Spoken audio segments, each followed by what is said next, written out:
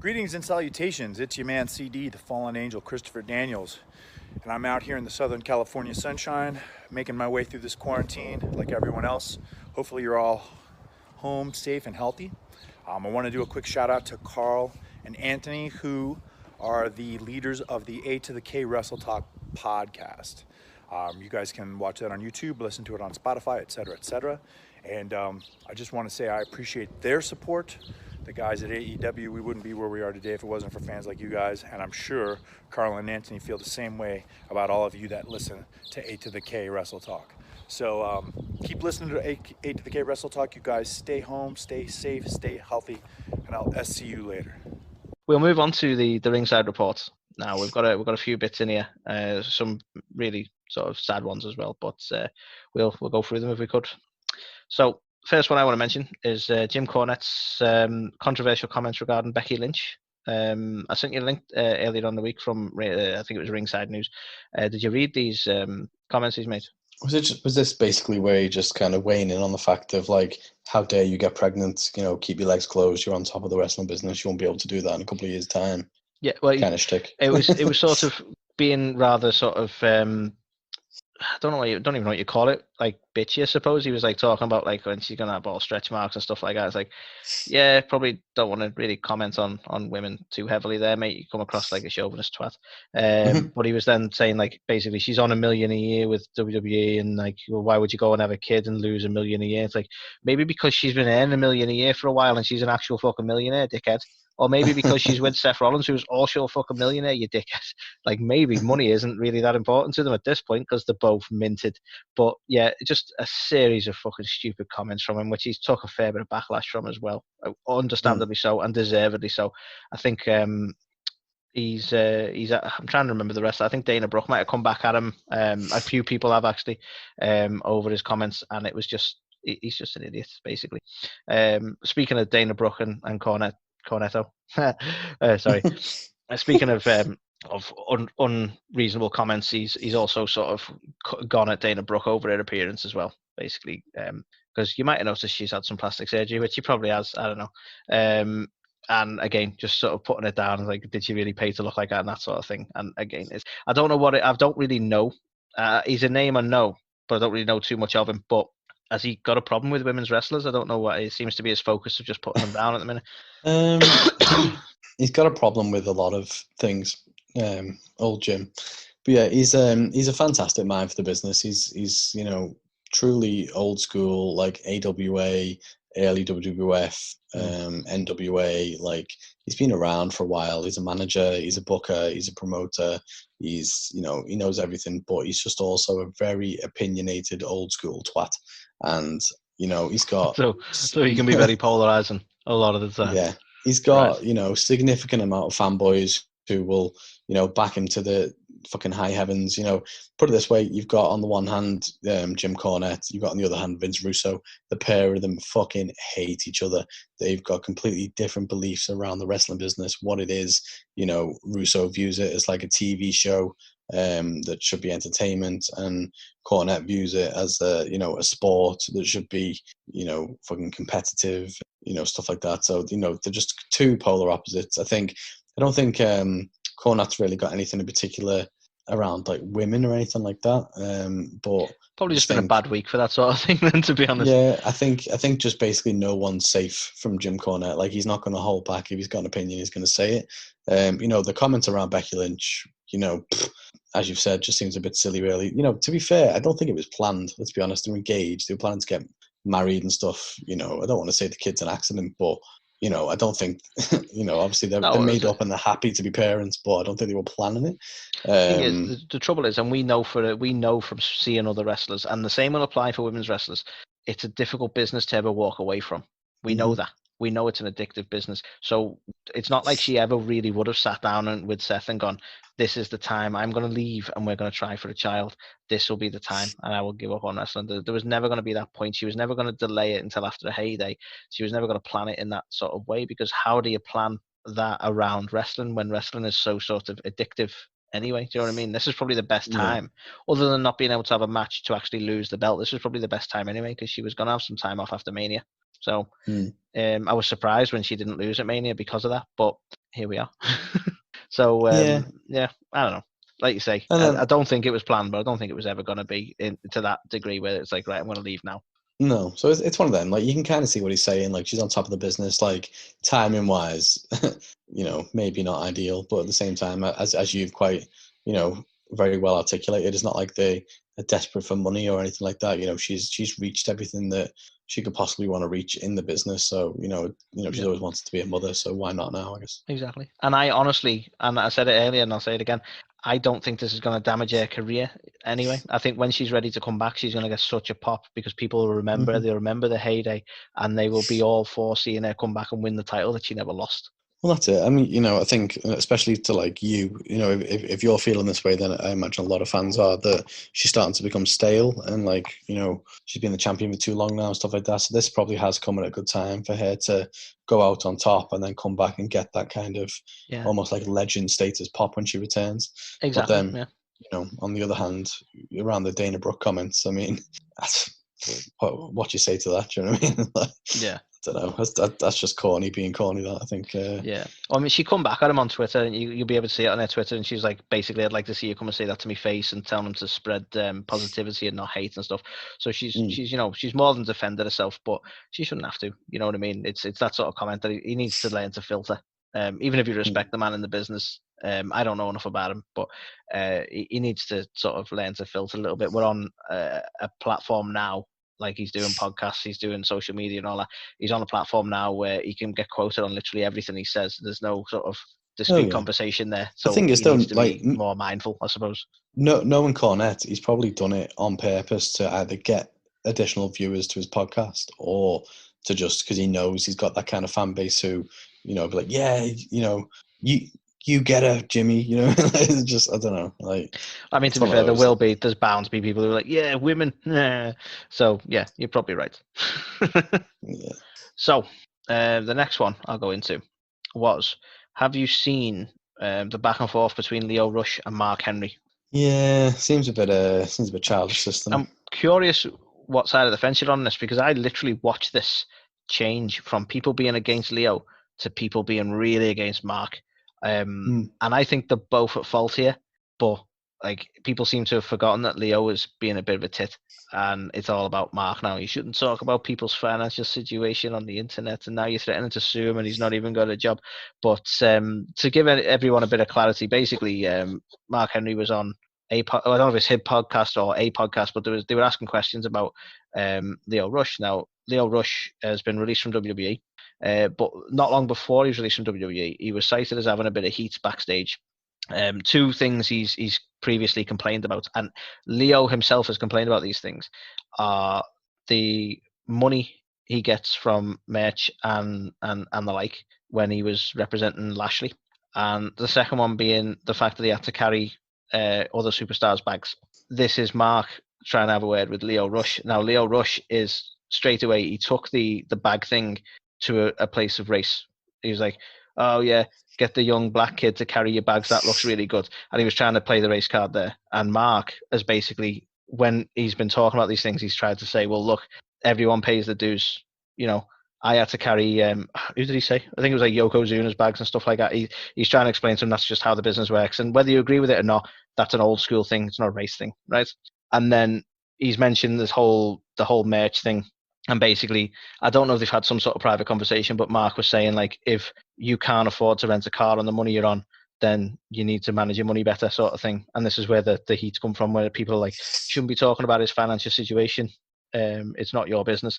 But basically, from what I gather, Mark Henry's tried to help Lio out, and he's pulled him to one side and said, look, I'm hearing some things backstage, like, what's going on? And Leo's not responded to it. He's been like, nothing, and didn't want the help. So then I think Mark Henry's took a bit of umbrage to that. And then from his comments on the podcast, Leo's then turned around and been like, you're meant to be representing like black males in the industry and stuff like that. And basically putting him down, saying he doesn't represent anyone and all that sort of thing. And I think Mark Henry understandably took a lot of umbrage to that, because he's not just all about, like pushing like the likes of Lio and that. He's a legend in the business, and I think he's happily there to support anyone. And I think he took a lot of quite hurt about it, really. And maybe he shouldn't have aired it all on a podcast. Yeah, I do agree with that, to be fair. But then we've had this thing now where he's turned around and he wants to sue Leo Rush for defamation of character because of the comments he's made about him, like basically sort of holding people back and all that kind of stuff. You can read about the exact comments on Twitter because they've had that sort of back and forth for a few days now. But personally, I think there's guilty parties on both sides. I don't think Leo has handled things well, and I think he's been a bit of a stroppy tit, especially about the money he was earning. And there seems to be a thing with WWE over money. Sorry, Carl, I'm saying a lot of stuff there, I'm not letting you get away with it, but seems to be a lot of stuff over money. Like Ryback had a similar complaint where they all think they should be on more money than they deserve. And no offense, Leo, but you're an up and comer. You know, you earn a massive name in WWE, so they're not going to pay you massive name money. That's just how it works. Right, it's nothing to do with what's deserved or what's, I understand you're in a stable with Lashley and Lashley was getting more money, but Lashley was the bigger name. That's how it works, right? So that's, for me, that's the business he's in, and he needs to get over that. But yeah, Mark's probably not handled it very well by suggesting the lawsuits. And the whole thing seems to have turned on Mark. And I was like, you're trying to sue a young male just trying to make money in the business, and he's not even got a job at the minute because WWE released him, and you're trying to suggest suing at this time, and COVID-19 and all that. So he seems to be taking a bit more heat. But yeah, just seems like a nice little feud going on. But what do you make of it, Carl? Are you on any particular side, or? I think, to your point, they're both at fault, really. So, fair dues. Mark Henry reached out and was like, I can help you. Let me know if there's anything going on. Leo Rush didn't really want to take him up on the opportunity. Okay. But then, since then, Mark Henry's been a fucking little bitch about it. Like, okay, so the guy didn't want your help and he didn't want, who cares? Like, fucking, fine, you're Mark Henry, but you fucking hell, who do you think you are? Like, the guy can either take you up on your help or not. Like, if he doesn't want to do that, then why do you then need to fucking completely change your tune? Do you know what I mean? Like, whether or not Leo Rush has, like, handled his money poorly or, I think it's well documented he's got a bad attitude, etc., etc. So, on the one hand, like, why the fuck should he be carrying someone's bags? Like, whether or not it's the business and it's tradition, like, it's not fucking Carney days anymore. But you see, this is the thing, like, I think I understand Mark making the comment as a thing of almost pointing out that it's not a race thing. Because the comment I think Leo made was that it's like, the young black kid having to carry the bags, like almost trying to suggest like that it doesn't look good on the WWE because of a race thing. But it's like, I think Mark was more just trying to defend the fact that it's like, that's how it's always been, whether you agree with how it should be or not.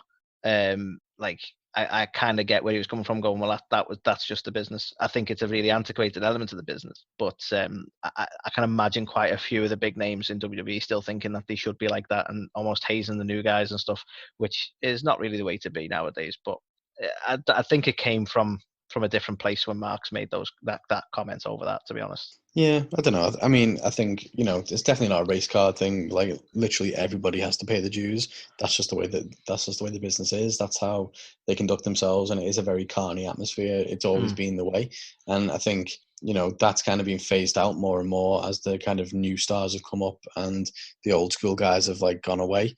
But do you know what I mean? Like, fair play to the guy. Like, if, like, you shouldn't have to just accept the shit if you don't want to accept the shit. Do you know what I mean? Like, if then means that he's blackballed and he's never going to get over or whatever, then okay, maybe he just needs to fuck off. But I feel like Leo probably stood up for what he thought was right. He didn't really understand the business and he wasn't prepared to make those sacrifices.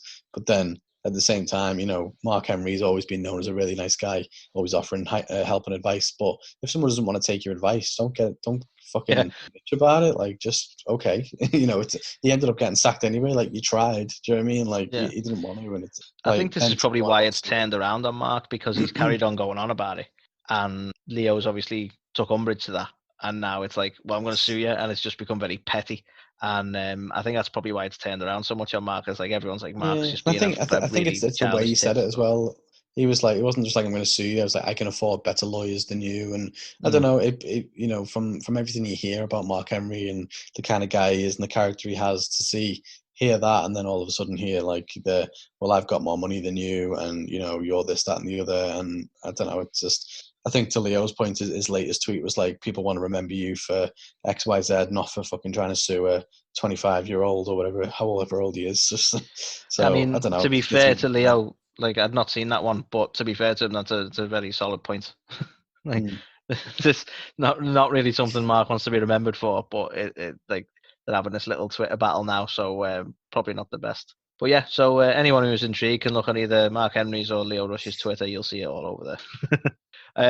I'll move on to the next one anyway, which is the obviously the Revival since leaving WWE have been sort of pushing their new sort of merch and so on like that, and they've been pushing Fear the Revolt or FTR, and they're now running into some copyright issues over branding because there is a tag team called the Revolt on the Indies.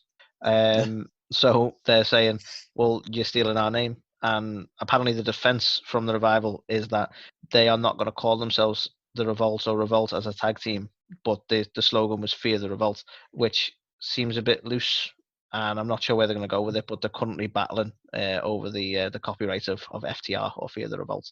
Yeah, it's a pretty fucking stupid thing anyway, and FTR may as well stand for Fuck the Revolt. Like, I don't know. Yeah. Really, just give up on it. Go with something else. It's one of them. It's not. That's the thing. It's not that. It's not like they've come up with like the best name ever or the most clever thing ever. Change it. It's not even worth the fucking battle. You've not started doing anything in the Indies or in any other team division yet, anyway. So just go work with it, move along with it. It's fine. But yeah, so they've got an ongoing little battle over. So you might want to get your merch in while you can, Carl, because it might change. The next one I've got is Undertaker. It's been recently revealed that he signed a 15-year deal with WWE, which will mean that he will be around 70 when this contract expires. Now, when I say that, there's no clarity that this is not necessarily a in-ring kind of deal. This is just a contract to WWE in some capacity. So that, but basically, the reason I mention it is because what do you think of the notion that Undertaker is going to be around on some level in WWE until he's 70? Well, if you've watched any episode of The Last Ride, it would not surprise me if at 70 years old he's doing a favour for Vince if Vince is still around. Like, that guy has just got ridiculous amount of loyalty to Vince, and he sees him as a father figure, sees him as a brother, and when everyone else was dejecting to WCW back in the day, like, there was never a thought in his mind that he was going to go anywhere. So, I think surely he's not going to be still competing at that age, but I feel like there'll be some sort of legend capacity appearances, some sort of backstage involvement, something like that. I think he'll end up going into. So I think it's just a way for them to kind of secure his services for the next kind of 15 years, whatever way that might be. But I think it makes sense. I don't think we would have ever seen Taker pop up in like AEW or anywhere else. I feel like no. If he's either going to be done with the wrestling business and then just have like a Legends contract with them 15 years, or he'll be involved in some sort of capacity. But I think he's only got another year or two at most left in him from a match standpoint. I don't think the Boneyard match was his last. I think he'll want one final match in front of like a crowd from to actually finally retire for good. But yeah, 15 years. I don't know. Like, I don't think he'll be doing anything competitive in No, it's crazy, isn't it? But it's just mad to think that he'll be 70 and still be in the WWE in some level.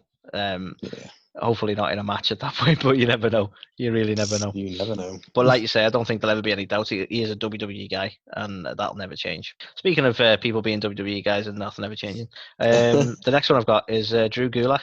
So I mentioned earlier about the best match on SmackDown this week was Gulak versus Bryan. I know it was a shame Gulak never got the win. He didn't just not get the win, Carl. He got released from the WWE.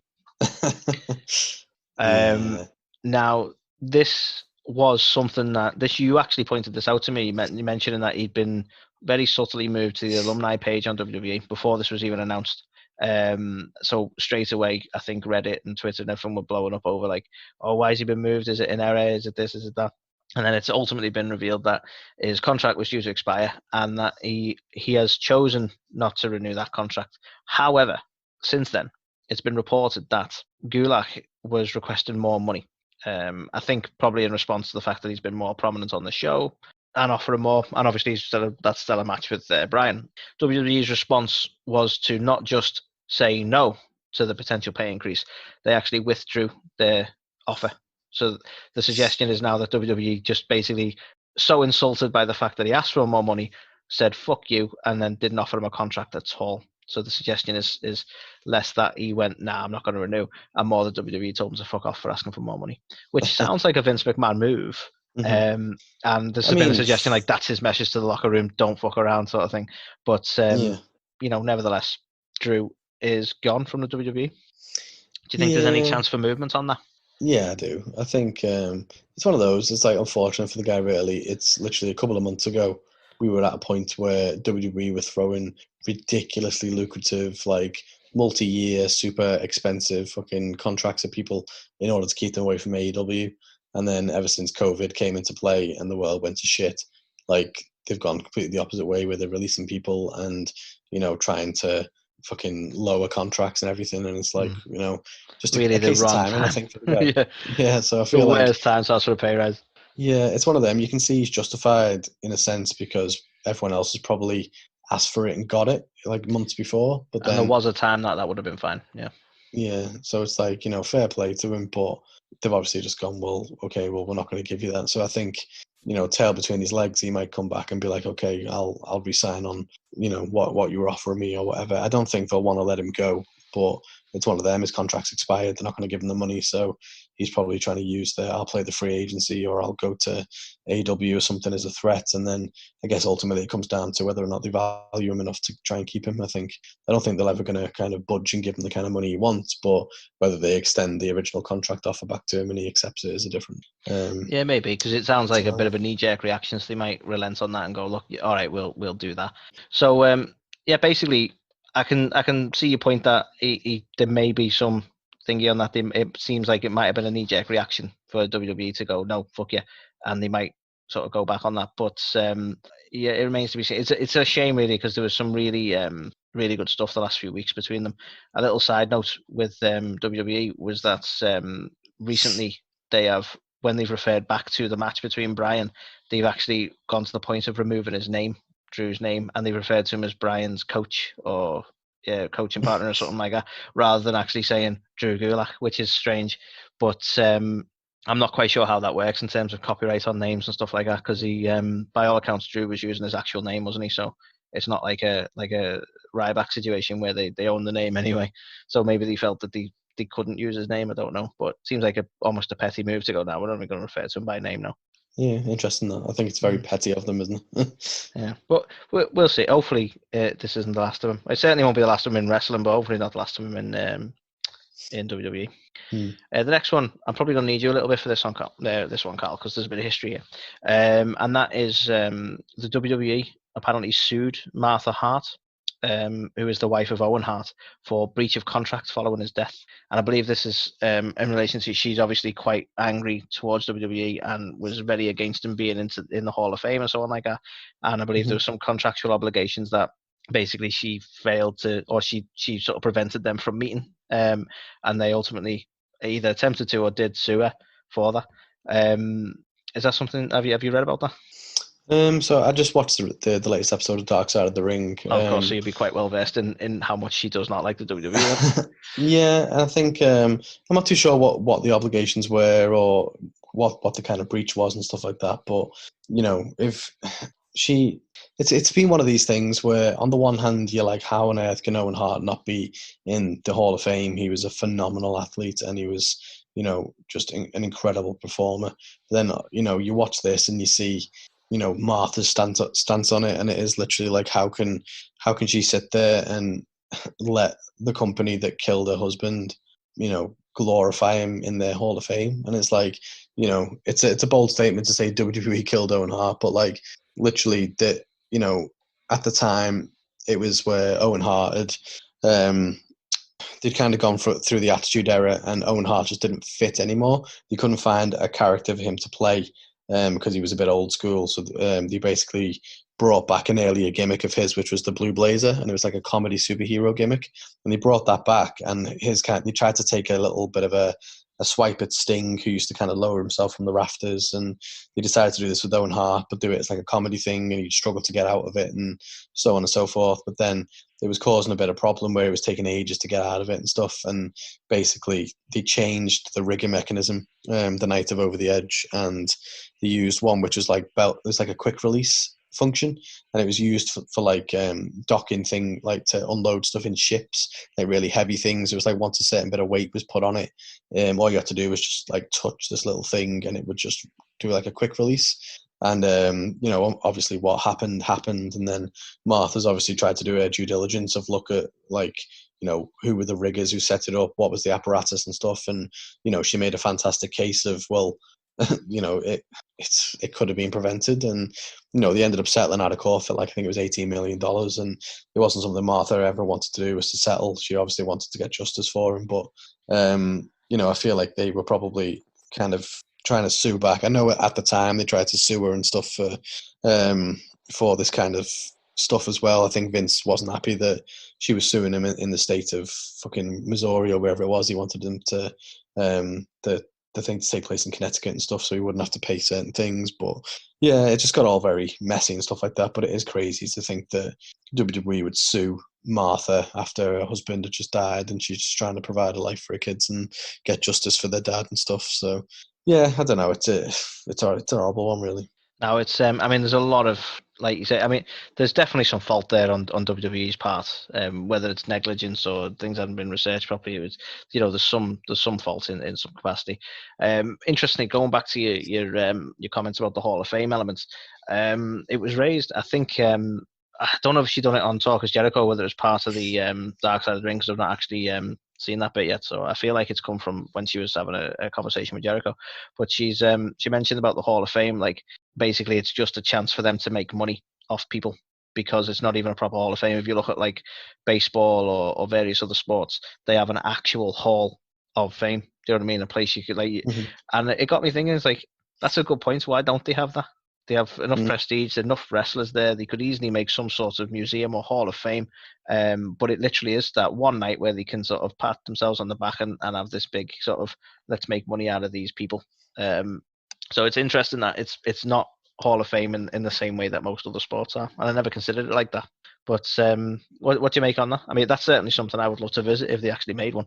Oh god, yeah. I think there's been discussions a few times. They wanted to build one in Orlando. I think there was like in Universal, when NBA City was going to go, there was talk of turning that into a Hall of Fame before it became Toothsomes. So it's something that's been discussed for a while. I think it's one of those things where I don't know what side of the fence to sit on, really, because on the one hand you're saying, oh, it doesn't really mean anything because it's just like a night for people to go and get pissed and celebrate and blah blah blah. But then if you turn it into a tourist attraction, it's just another way to make money off it as well. So it's to be fair, you know what I mean? It's like what is the right thing? But I think as long as whatever way it is, as long as there's these guys who are being recognised for the contributions they've made, I'm not really too fussed. But I feel like it's just such a travesty, obviously, for the likes of Owen, who was just a phenomenal performer, who was never going to be in the Hall of Fame, even when Martha, if she was to pass on or whatever, you can see from the documentary his kids are very much of the same ilk, and she started a foundation. They wouldn't, even if they weren't, I don't think they'd want to disrespect their mum by going against their wishes, would they? So yeah, sadly, exactly. I don't think he ever will be. Yeah. They've obviously started the Owen Hart Foundation in his name to kind of continue his legacy, and like to them, that's like his Hall of Fame. You know what I mean? So it's like it's really tragic. Really, it's a really harrowing kind of story. It's really touching, but you can kind of. I've always kind of been a bit like, oh, I wish she would let him in. But then you see this kind of documentary and you kind of get the rationale and you just think, well, it does make sense. Like us as the fans would love to see him in there, but you can totally understand where she's coming from. No, it's a sad one. But I thought I'd throw that in there because obviously all this Dark Side of the Ring stuff, it's all come to the forefront, especially she recently been speaking on Jericho's podcast as well. So a lot of this sort of countersuit element and the way WWE handled things has come to the forefront again, or even though it was years ago. So the next one I've got is this isn't really one that you and I go into all that much, is New Japan, but I wanted to give this a mention because I could see potentially something happening here. Now, whilst I'm not a massive fan of New Japan, I've mentioned Tama Tonga before. And I'm a fan of Tama Tonga. He seems like he's basically the sort of the main guy of the Bullet Club as it is now in its current inception. And whether you're a fan of New Japan or not, everyone's heard of the Bullet Club. So this is basically just referring to he's sort of had a few back and forths with Cody and Kenny Omega over Instagram and various other social media, in which he's suggesting that the Bullet Club versus the Elite isn't isn't done and dusted. And given the current circumstances with Japan and with the COVID-19 and the like, and this is purely speculative on my part, but because we're getting this back and forth, and a suggestion of this feud is, could we possibly see, and I don't think it'll be on any sort of permanent basis, but could we possibly see a bit of a back and forth between the elite of AEW versus New Japan's Bullet Club on an AEW format or in a US format in which we have them on a pay-per-view or a Dynamite one week? Do you know what I was thinking? A perfect opportunity for this would be whenever Blood and Guts happens, and obviously you get the Inner Circle versus the Elite. I feel like I don't know. I've just got visions in my head of the Elite finally putting the Inner Circle to bed, and then the lights go out, and then all of a sudden the Bullet Club are there, kind of thing. So I don't know. I think obviously it'd be the kind of fans who watch AEW. A lot of them will be well versed to their pasts. Many of them former Bullet Club members and stuff as well. So yeah, I think. Well, as we know, they have a working relationship with New Japan as well. We saw Jericho. He did a few New Japan matches whilst working for AEW. I think a lot of them are actually classified as being currently under AEW and New Japan. So it's not out of the realms of possibility, but it seems almost even more likely at the moment, given traveling to Japan is not really a thing at the minute. I think they're starting to open everything up again, but the travel element is still quite difficult. So even when they start saying, yeah, you can do shows again and you can open things up, the travel element's still a pain. So could they still sort of have some New Japan work going on using or in coalition with AEW? It seems like a win-win for everybody, really. And they're certainly pushing this feud, whether it be on New Japan or whether it be on AEW, this back and forth, all very playful, albeit, but it looks like we're going to see the Bullet Club versus the Elite at some point. So the next one I've got is Brody Lee. This is only a little tidbit, but Brody Lee has claimed that the character of the Exalted One was a creation that's come from his love of mafia films, and any similarity to Vince McMahon is a coincidence. Do you believe that? Because I don't believe that for one fucking second. The sneezing thing straight away was a pop at Vince. That was a pop at Vince, and you cannot say it wasn't. But apparently he alleges that he's got no bad blood with WWE. He chose to leave, blah, blah, and none of the correlations to Vince McMahon were ever intentional. Bullshit. Yeah, totally agree. Absolutely Utter bollocks. But just a little tidbit I wanted to mention there, because to me it's obvious, it's clear that he was having a pop at Vince. But there you go. Now I don't know how I feel about this next one, because there's the rumor mill is running now that Sting is to be signed to AEW potentially, or that they are certainly pursuing him.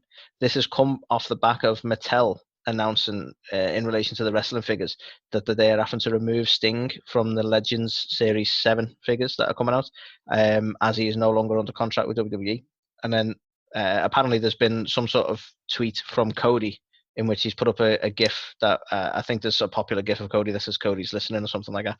But he's put up that tweet in response to Sting not being under contract with WWE anymore.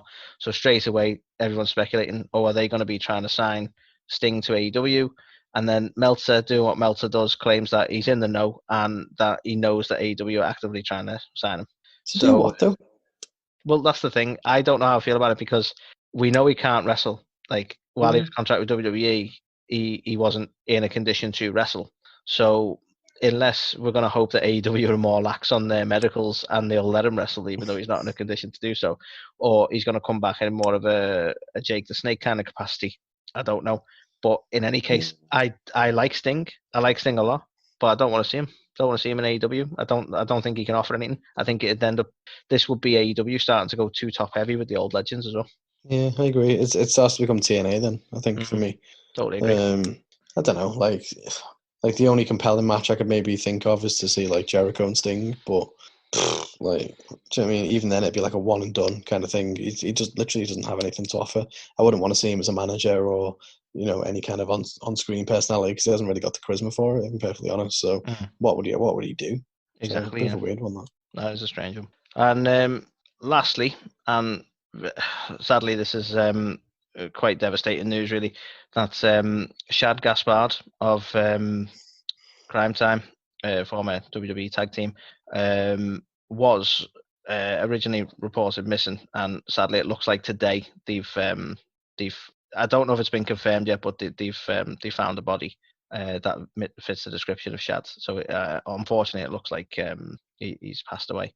For those who aren't aware of what's going on, he was swimming with his son on Venice Beach in California, and is it a riptide has sort of pulled him among a few others out to the sea. In the rescue, as the true hero that he was, he's sort of made sure that they've saved his son first, and then he's been pulled under, and they've had the search for him for the last few days. And unfortunately, incredibly devastating news that it seems likely that the body that they have found is in fact Shad. Yeah, I assume you've been reading up on this, Carl, as it's been unfolding the last few days. Yeah, it's just horrible, isn't it? I think It is. we're both dads. It's just from all accounts, Shad has been like a bit of a hero over the past few years. I believe he stopped as either a burglary or an armed robbery or something like that, and everyone's always had really good things to say about him from the wrestling business. And he's to be there with your kid and to be in a bit of trouble and to kind of make sure that they, as you would do, like your fatherly instincts to make sure that they rescue your kid and stuff, and to make that sacrifice. And unfortunately for it to end up that way, it's just devastating to the whole family, isn't it? And no, it's truly devastating. But I mean, what a hero this guy is. That's all I can say. I mean, you can see how much love there is for him if you go on any social media at the minute. You can see how many wrestlers are just nothing but love for the guy. But like you say, there's plenty of stories out there about how much of a top guy he was. But I mean, to sort of put himself last on the rescue effort, because there wasn't just his son there. There's a few people who got pulled out, and he's not put himself before anyone, and it's incredibly sad news. But what a legend that guy was. And I think thinking back to the Crime Time days and stuff in WWE and stuff, like he was entertaining. They were way more entertaining than the fucking Street Profits. Let's just say that. Exactly. It was almost the Street Profits done right, really, when you look at them. Yeah. And I think when they aligned with John Cena at one point when he was feuding with JBL, some of their best work there. But sadly, I would have said he had more to offer in the wrestling world. But absolutely devastating news, really. That being said, me and Carl had a discussion at the beginning of the podcast, so we're going to actually forego the segment 3 to instead. We've seen a few things on various social media in which instead of a minute silence, they're doing the 10 bells of the wrestling bells. So we're instead of doing a segment 3 for this particular podcast, we're going to end on a moment really to honor SHAD GASPARD and offer the sort of 10 bells as a moment of recognition.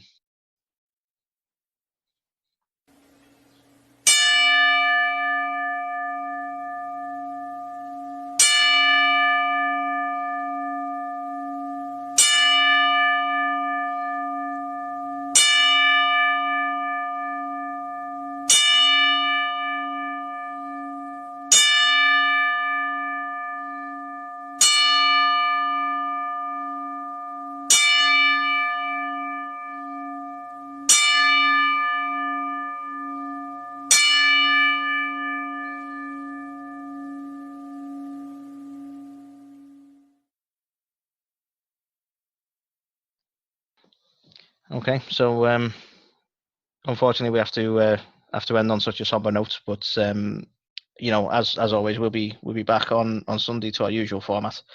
We'll offer our usual segment 1 this week in wrestling. We'll offer our usual ringside report, and I believe this week, Carl, we're talking about the man himself, Chris Jericho, so that people can then sort of not have us constantly talking about how great Jericho is. We can get it all out of our system in one good segment.